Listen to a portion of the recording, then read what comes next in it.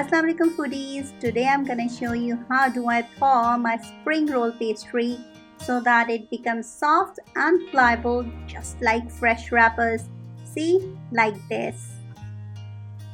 Many people face this problem, even I encountered it many times, that spring rolls crack whenever we are using frozen wrappers, which is why during frying filling comes out and rolls absorb so much oil.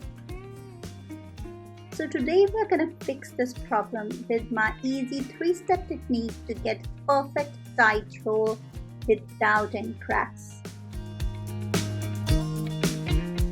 So let's start with step number 1. Take out your pastry from freezer and let it sit on the counter for a good 4 to 6 hours or until it comes to the room temperature. Or if you're planning ahead, then put the pastry in fridge overnight and then take out from fridge just half or 1 hour before wrapping.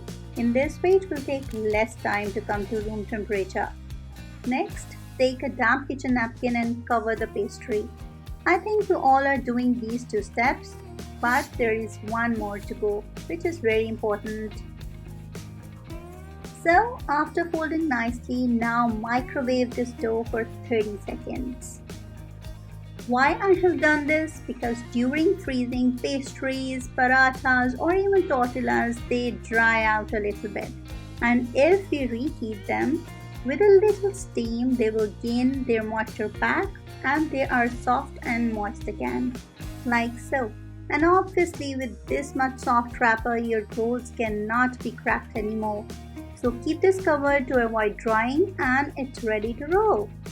If you still have some problems, let me know in the comments and I'm gonna see you in my next video where I'm gonna share my wrapping technique of perfect tight spring rolls. Till then, take care and don't forget to subscribe. Bye.